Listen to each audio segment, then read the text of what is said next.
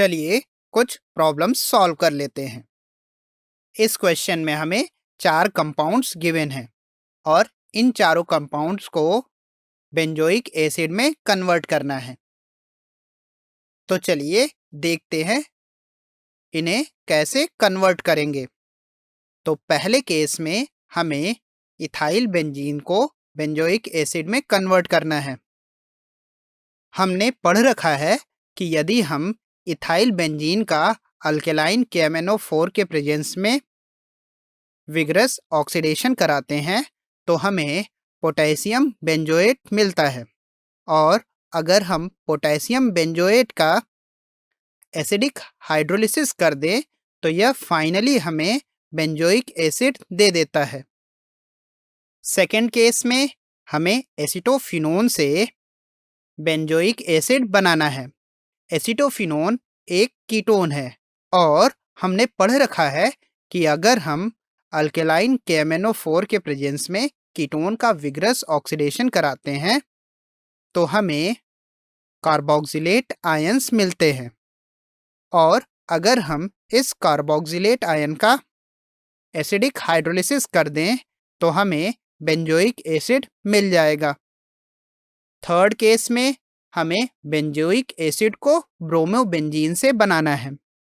तो सबसे पहले हम ब्रोमोबेंजीन को ईथर के प्रेजेंस में मैग्नीशियम के साथ रिएक्ट कराएंगे।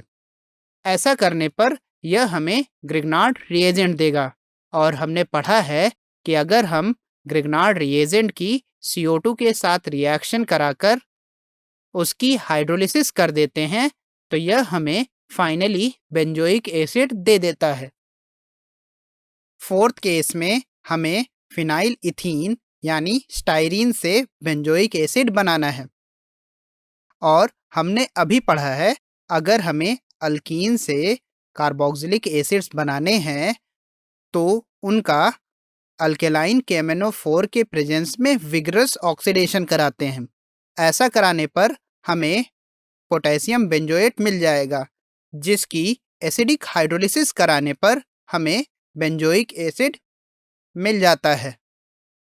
चलिए हमने इस टॉपिक में जो भी पढ़ा है उसे समराइज कर लेते हैं। इस टॉपिक में हमने कार्बोक्सिलिक एसिड और उनके प्रिपरेशन के बारे में पढ़ा है। कार्बोक्सिलिक एसिड को हम अल्कोहल और अल्डिहाइड के ऑक्सीडेशन से बना सकते हैं। अगर हमें एरोमेटिक एसिड्स बनाने हैं तो हम प्राइमरी या फिर सेकेंडरी अल्किल बेंजीन को विग्रसली ऑक्सीडाइज कर देंगे। कार्बोक्सिलिक एसिड्स को हम acyl chloride, acid anhydride, ester और नाइट्राइल की एसिडिक हाइड्रोलिसिस से भी बना सकते हैं। ग्रिग्नार्ड रिएजेंट से कार्बोक्सिलिक एसिड्स बनाने के लिए हम ग्रिग्नार्ड रिएजेंट की रिएक्शन पहले CO2 से कराते हैं, फिर उसका हाइड्रोलिसिस कर देते हैं। अल्कीन्स और अल्काइंस से कार्बोक्सिलिक एसिड्स बनाने के लिए या तो हम उनका विग्रस ऑक्सीडेशन कराते हैं या फिर उनका ऑक्सीडेटिव ओजोनोलिसिस कर देते हैं।